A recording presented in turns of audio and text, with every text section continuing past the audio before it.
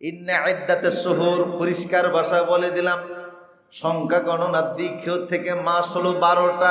কয়টা?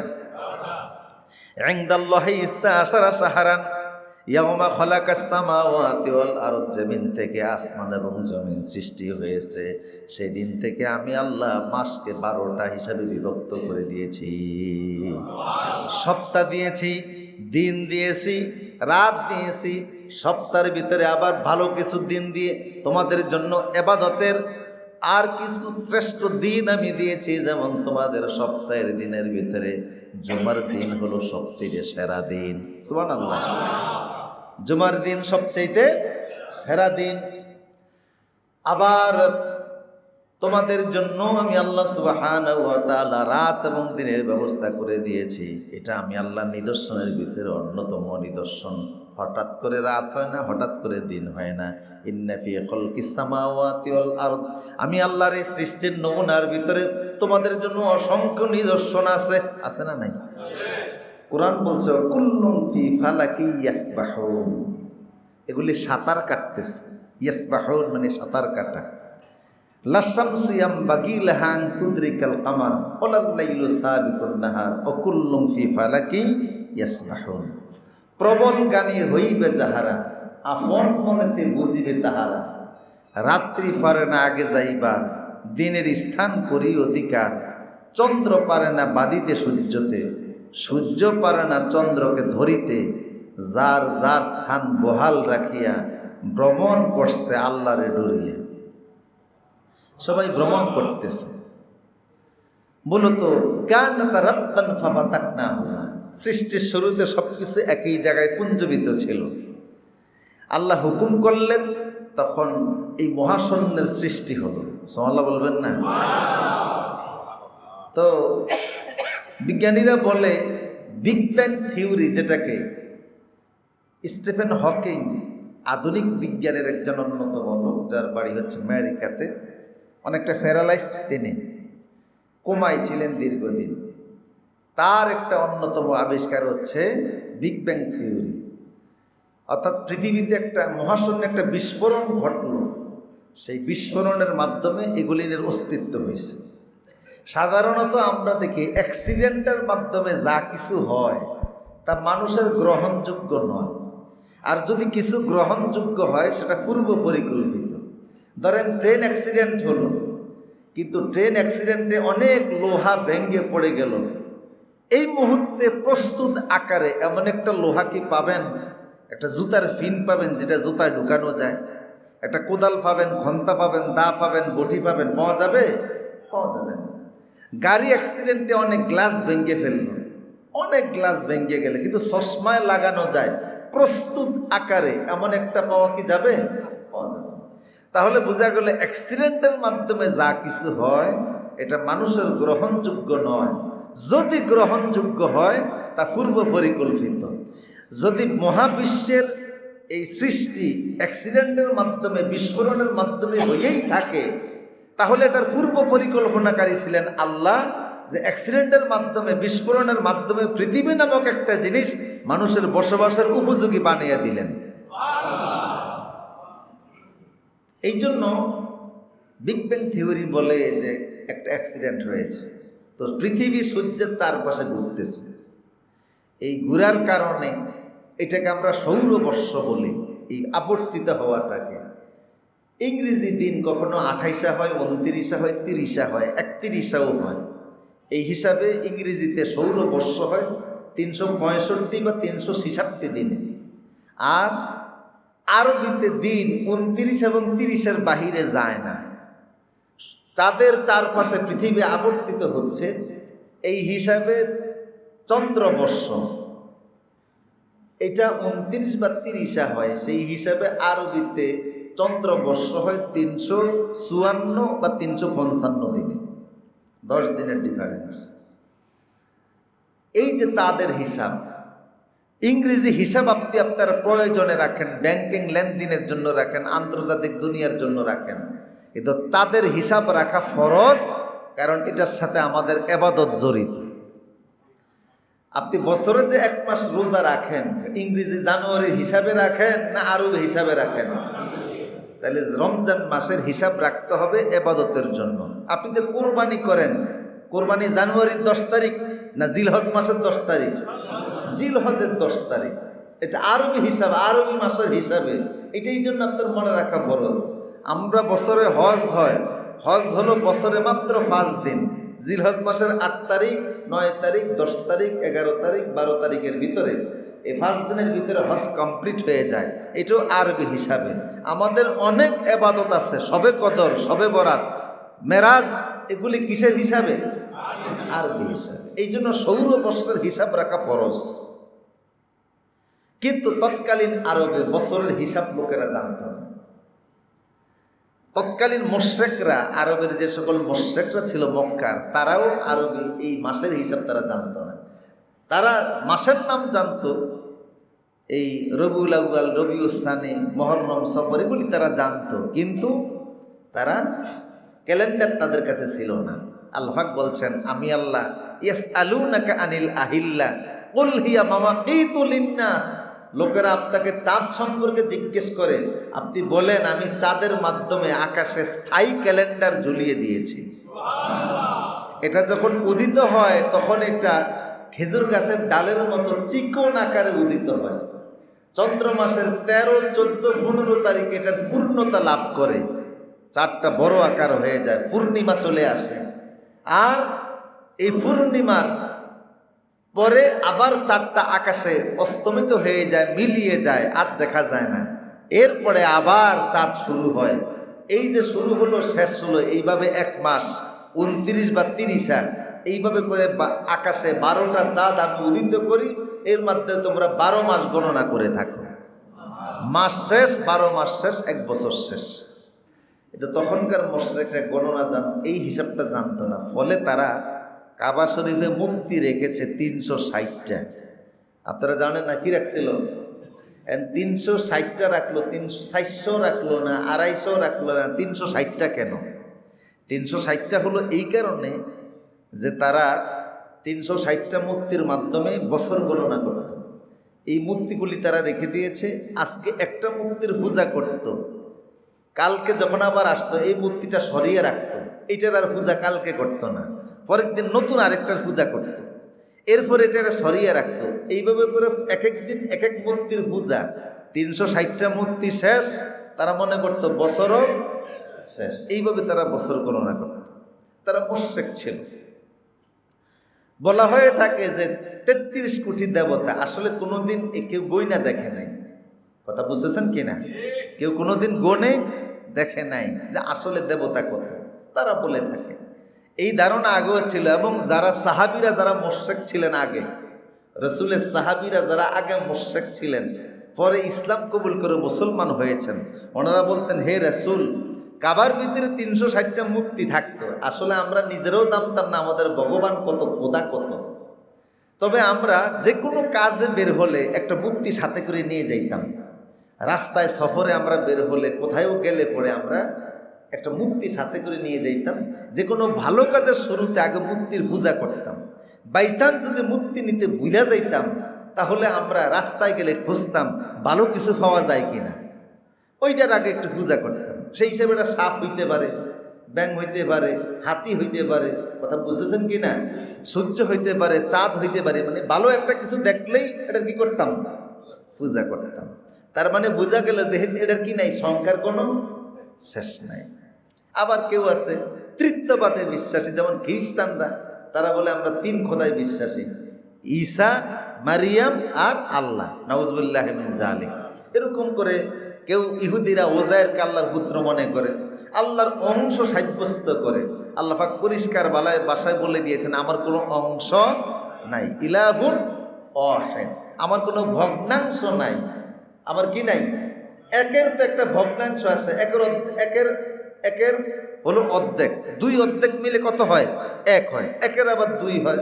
কিন্তু আল্লাহর কোনো ভগ্নাংশ নাই, তিনি এক না, তিনি একক। সুবহানাল্লাহ বলবেন না? তিনি শুধু এক না, তিনি একক। তৎকালীন মুশরিকরা মূর্তি পূজা তারা করত। এই 360টা মূর্তির বছর গণনা শেষ, বছরও শেষ। ইসলাম তো এটা হারাম, জায়েজ নাই। আল্লাহ পাক বললেন, তোমাদেরকে স্থায়ী চাঁদ আমি আল্লাহ আকাশে ঝুলিয়ে দিলাম। ইন্না ইদ্দাতাশ শুহুর, পরিষ্কার ভাষা বলে দিলাম, সংখ্যা গণনার দিক থেকে মাস হলো 12টা। কয়টা? ইনদাল্লাহি ইসনা আশারা শাহরান ইয়াওমা খালাকাস সামাওয়াতি ওয়াল আরদ, জমিন থেকে আসমান এবং জমিন সৃষ্টি হয়েছে সেদিন থেকে আমি আল্লাহ মাসকে 12টা হিসাবে বিভক্ত করে দিয়েছি। সপ্তাহ দিয়েছি, দিন দিয়েছি, রাত দিয়েছি, সপ্তাহের ভিতরে আবার ভালো কিছু দিন দিয়ে তোমাদের জন্য ইবাদতের আর কিছু শ্রেষ্ঠ দিন আমি দিয়েছি। যেমন তোমাদের সপ্তাহের দিনের ভিতরে জুমার দিন হলো সবচেয়ে সেরা দিন। সুবহানাল্লাহ। জুমার দিন সবচেয়ে সেরা দিন। আবার তোমাদের জন্য আমি আল্লাহ সুবহানাহু ওয়া তাআলা রাত এবং দিনের ব্যবস্থা করে দিয়েছি। এটা আমি আল্লাহর নিদর্শনের ভিতরে অন্যতম নিদর্শন। হঠাৎ করে রাত হয় না, হঠাৎ করে দিন হয় না। ইন্না ফি খালকিস সামাওয়াতি ওয়াল আরদ, আমি আল্লাহর এই সৃষ্টির নমুনার ভিতরে তোমাদের জন্য অসংখ্য নিদর্শন আছে। আছে না নাই? কথা বলো না, আছে না নাই? অনেক নিদর্শন আছে আমার সৃষ্টিগুলি নিয়ে একটু দেখুন। সব একটা উদাহরণ শুধু আজকে দিচ্ছি আপনারা। আল্লাহ সৃষ্টির ভিতরে একটা মশা চেনেননি আপনারা? আল্লাহ পাক বলছেন, ইন্নাল্লাহা লা ইস্তাহি আন ইয়াদরিবা মাসালাম মা বাউদাতান ফামা ফাওকাহা। ও লোকেরা শোনো, দৃষ্টান্ত দেওয়ার জন্য আমি আল্লাহ প্রয়োজনে মশাকে উদাহরণ হিসাবে ব্যবহার করে থাকি। ইউদিল্লু বিহি কাসীরা ওয়া ইয়াহদি বিহি কাসীরা, কারণ আমি আল্লাহ যারে খুশি হেদায়েত দেই, যারে খুশি গোমরাহ করি। তবে ওমা ইয়াদুল্লু বিহি ইল্লাল ফাসিকিন, আমার দৃষ্টান্তে ফাসিক ছাড়া কেউ গোমরাহ হয় না।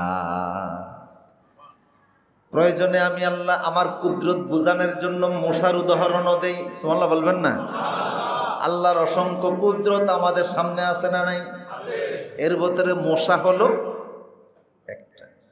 বিজ্ঞানীদের মতে, এটা বিজ্ঞানীদের কথা, আমি জানি না, যদি ভুল হয় তারা করছে, আমি লেখাপড়া করে বলতেছি।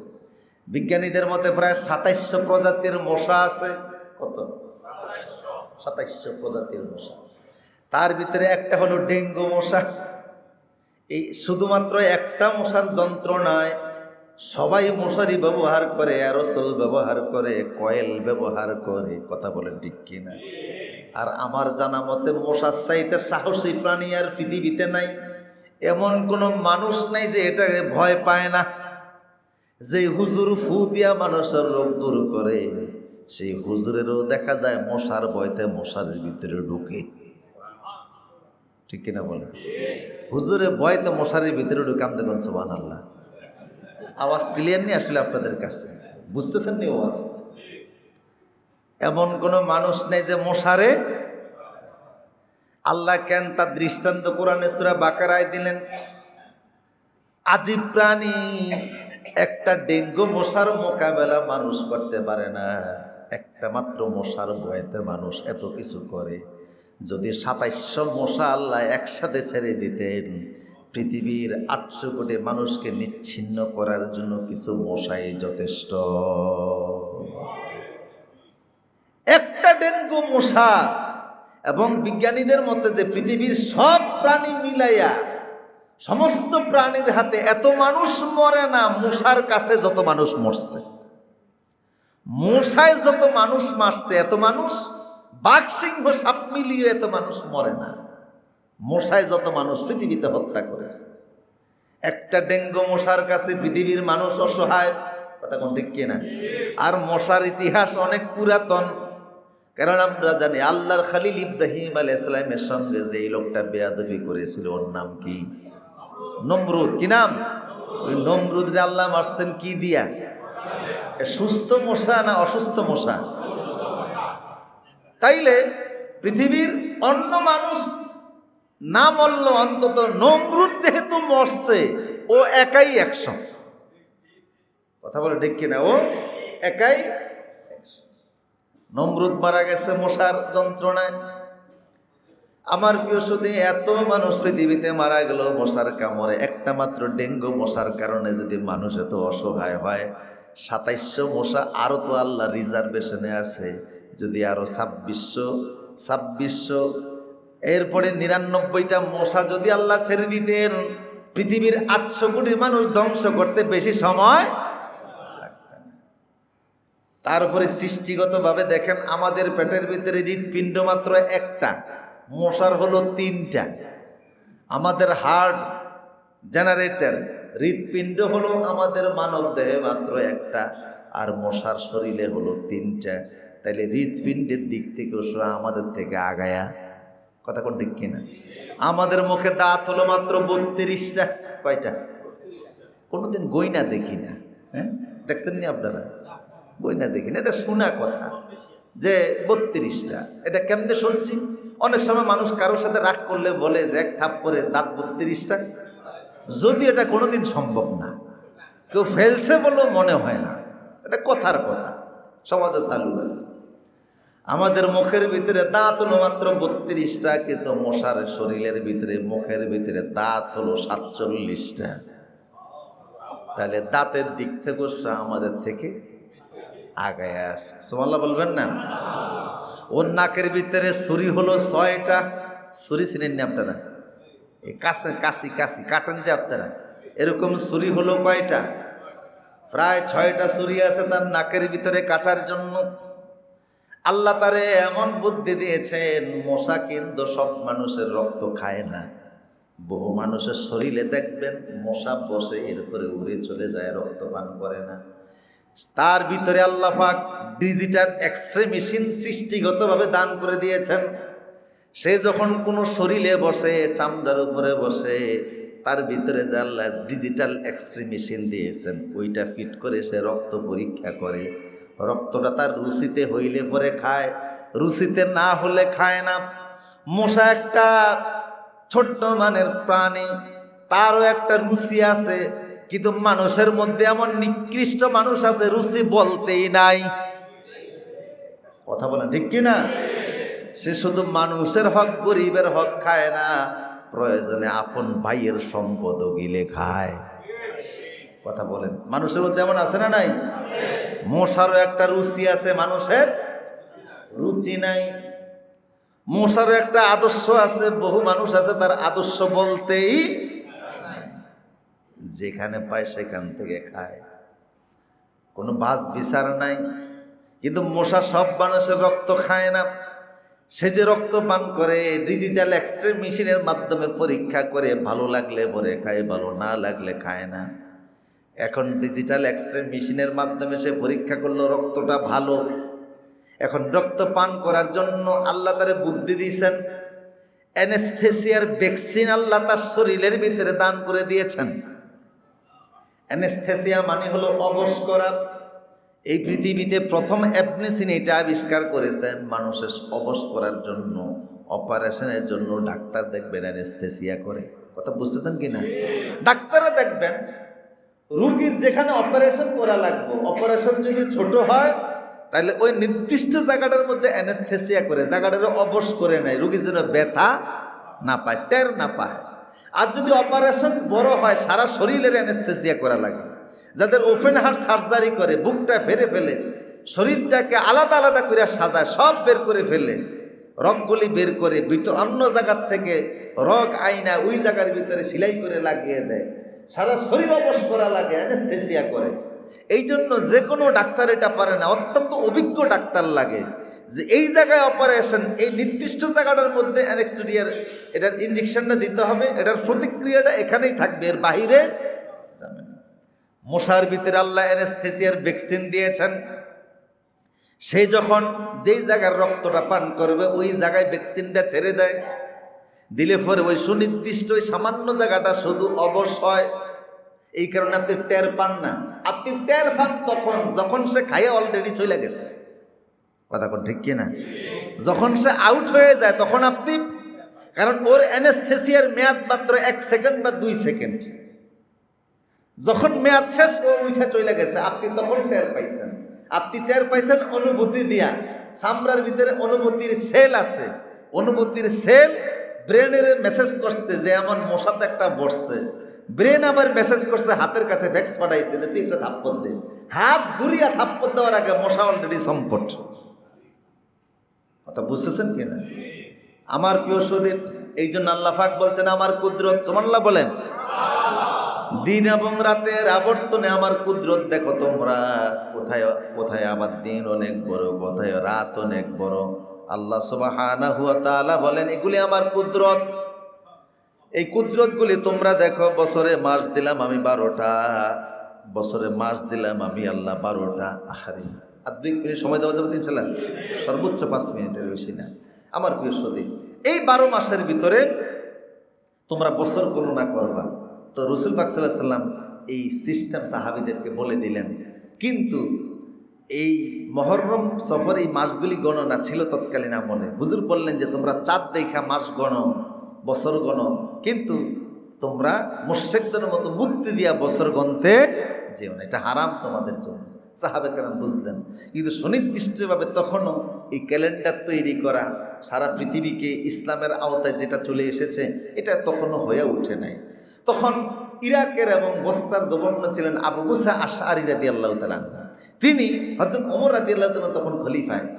রসুলের হিজরতের 17 বছর পরের কথা। উনি চিঠি লিখলেন যে আমিরুল মুমিনিন, আপনি যে আমাদের কাছে নির্দেশ পাঠান, ফরমান পাঠান, রাষ্ট্রীয় ফরমান জারি করার জন্য, কিন্তু আপনি তো দিন তারিখ কিছুই বলেন না, আবার বছরের কথাও বলেন না। এটা কোন বছরের এই নির্দেশ, কোন মাসের এই নির্দেশ, দিন তারিখ আপনি কিছু লেখেন না। এগুলি আমাদের বুঝতে কষ্ট হয়, আমরা বিব্রত বোধ করি।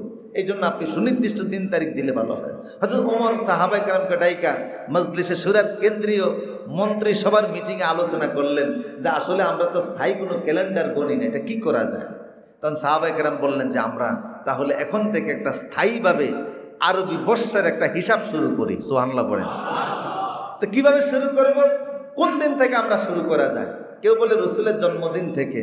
হযরত ওমর বললেন যে না, খ্রিস্টানরা ঈসা নবীর জন্মদিন থেকে খ্রিস্টাব্দ পালন করে থাকে, খ্রিস্টাব্দ সৌরবর্ষ তারা হিসাব করে, আমরা এটা করব না। কেউ বলেন রসুলের নবুয়াত থেকে, কেউ বলেন রসুলের এন্তেকালের দিন থেকে। কিন্তু হযরত আলী রাদিয়াল্লাহু তাআলা বললেন যে আমার দৃষ্টিতে রসুলের যেদিন থেকে হিজরত করেছে সেদিন থেকে বছরটা গণনা করলে ভালো হয়। কারণ আমাদের কাছে এই দিনটা অনেক গুরুত্বপূর্ণ। কারণ রসুলের সবচেয়ে ত্যাগ তিতিক্ষার এবং ইসলাম পরিপূর্ণতার, ইসলাম প্রসারের সব কিছু ঘটছে হিজরতের মাধ্যমে। মক্কায় আল্লাহর এই আহকামগুলি সব আসে নাই, মদিনায় আসছে হিজরতের মাধ্যমে। সুবহানাল্লাহ পড়েন। এবং রসুলের একটা কষ্টের দিন, সবাই হযরত আলীকে এই মতকে সমর্থন দিলেন। সুবহানাল্লাহ বলবেন না? যে রসুল যেদিন হিজরত করেছেন 622 খ্রিস্টাব্দের জুন মাসে আল্লাহ রসুল হিজরত করেছেন। 8 দিনের ব্যবধানে রসুল মক্কা থেকে মদিনায় গিয়েছেন। এর ভিতরে প্রথম 3 দিন ছিলেন গারে সাওরে। গারে সাউর থেকে সোমবার দিন বের হয়েছেন সকালবেলা, এবং সেখান থেকে রসুলুল্লাহ 8 দিনে মদিনায় চলে গেছেন। এর মধ্যে মক্কার কাফেরদের অনেক ষড়যন্ত্র ছিল, তারা রসুলকে খুঁজতেছিল, হত্যার জন্য আয়োজন করছিল। 100 লাল উষ্টির পুরস্কারে তারা ঘোষণা দিয়েছে। জায়গায় জায়গায় লোকদেরকে দৌড়ে রসুলকে খুঁজে বের করার জন্য তারা বিভিন্ন দল বের করে দিয়েছে। সমস্ত প্রতিকূল পরিস্থিতি অতিক্রম করে আল্লাহ রসুল সহি সালামতে মদিনায় পৌঁছে গেছেন। মদিনায় পৌঁছে ইসলামের গোড়াপত্তন করলেন, নতুন রাষ্ট্র তৈরি করলেন, সংবিধান বানালেন, আশেপাশের এলাকা বিজয় করলেন, শেষ পর্যন্ত 8 বছরের মাথায় মক্কা বিজয় করে ফেললেন। হিজরত থেকে হিজরি বর্ষ। এখন বলা হলো তাহলে আমরা কোন মাস থেকে আরবি বছরের গণনা শুরু করব? বললেন যে তাহলে আমরা মুহররম মাস থেকে শুরু করি। সুবহানাল্লাহ বলবেন না?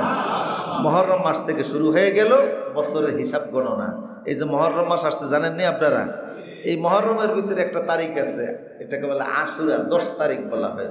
রসুল বলছেন যে ব্যক্তি সিয়াম ইয়াউমা আশুরা ইউকাফফিরু সানাতাল মাজিয়া, এই আশুরার 10 তারিখে কেউ যদি রোজা রাখে পিছনের 1 বছরের সমস্ত গুনাহ আল্লাহ মাফ করে দিবেন। এবং রসুল নিয়মিত 4টা আমল করতেন। সাহাবী বলছেন কিন্তু এর ভিতরে একটা হলো রসুল আশুরার রোজা তিনি ছেড়ে দিতেন না। এটা অনেক নিয়ামতের একটা দিন। আল্লাহ রসুল এক হাদিসে বলছেন তিরমিজি শরীফের, যে এই দিনে আল্লাহ পূর্বের একটা জাতির যত মানুষ ছিল সবাইকে মাফ করে দিয়েছেন, এবং কিয়ামত পর্যন্ত আল্লাহ মাফ করবেন। যে এই দিনের একটা অন্যতম আমল হলো কি রাখা? রোজা রাখা। এবং অন্যান্য অনেক নবীরা এই দিনে বহু নিয়ামত প্রাপ্ত হয়েছেন। কাজে আশুরার 10 তারিখে রোজা রাখা। রসুল যখন মদিনায় গেলেন, সাহাবীরা বলেন হে রাসূল, এই দিনে আমরাও রোজা রাখি, ইহুদিরাও রোজা রাখে। হুজুর বলেন তাহলে আমি ওদের সাথে যেন সাদৃশ্যতাপূর্ণ না হয়, আমরা 2টা রাখবো। আগামী বছর বেঁচে থাকলে আমরা 10 তারিখ তো রাখবোই, 9 তারিখও রাখবো।